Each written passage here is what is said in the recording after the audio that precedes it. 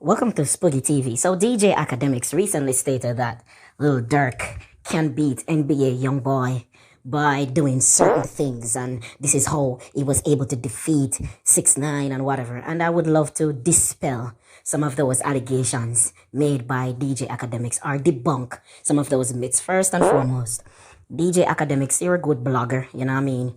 You do good reporting on the news or whatnot, but you know nothing about music.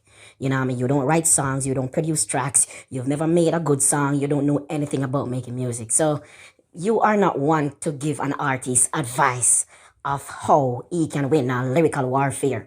When obviously, the first thing you should have noticed is that NBA Youngboy and Lil Durk, they are not evenly matched lyrically. NBA Youngboy is a better artist lyrically, and Lil Durk is very basic where lyric is concerned. You know what I mean? He's basically a ABC 1, 2, 3 type of singer. You know what I mean? And NBA Youngboy kind of puts more into his work, you know what I mean? More lyrics and whatever. Now, granted, none of both dudes are A-list lyricists. There are no Kendrick Lamar, there are no Jay-Z, there are no J. Cole, there are no Cassidy. You get what I'm saying? So I'm not saying these dudes are mighty lyrical. But if you're going to take lyrical prowess into account, then NBA Youngboy has a huge edge over Lil Durk. No, Lil Durk is better off rapping, you know what I mean? When he does his sing J type of thing, no, I don't really like his singing type of songs. To me, he makes better music when he raps, you know, and he rapped in the diss song that was aimed at NBA Youngboy recently. And you know what I mean? Like before NBA Youngboy dropped his song, the song that Lil Durk released sounded good.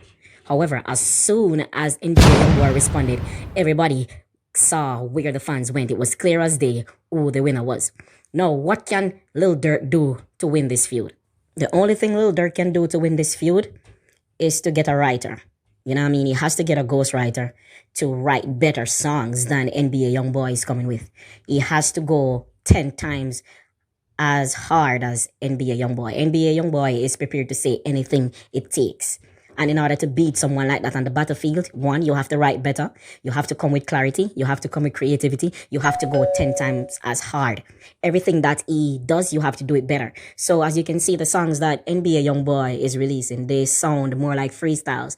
They are not fully produced and whatnot. So what you should do is try to make sure that your songs are produced better and have more clarity, because people have been saying they're not hearing what he's saying. So if you can give the clarity and you can say things like low down and dirty and disgusting, if you can clone him to the point where you can get people on your side to say, hey, I didn't know that Lil Durk had this in him, then you can get a upper hand. You know what I mean? Because don't let anybody tell you that, oh, it's because NBA Youngboy is a more popular artist. That is not true. Because we can see that with Jay-Z, Jay was the most popular artist at the time, and Nas was sort of the underdog. But what Nas did, it was able to tear him down piece by piece, brick by brick, layer by layer, and he came out with the W. The same thing with Drake and Pusha T. Drake was a more popular artist by far. Drake's career runs laps around Pusha T's career. However, Pusha T was able to get low down and dirty. You know what I mean? He pulled for all the low blows and all the dirty shots and tore Drake apart layer by layer, and he came out with the W. You know what I mean? So it's not about those stupid tactics that DJ Academics is talking about. Oh, disappear for a while, ignore him, do not answer, wait until this dies down, and blah blah blah.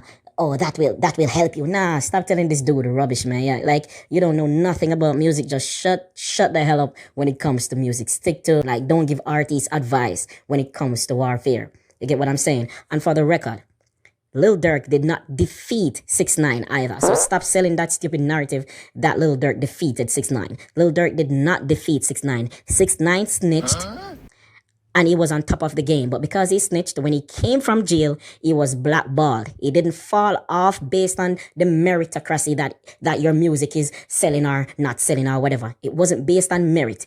You know what I mean? His demise wasn't based on meritocracy.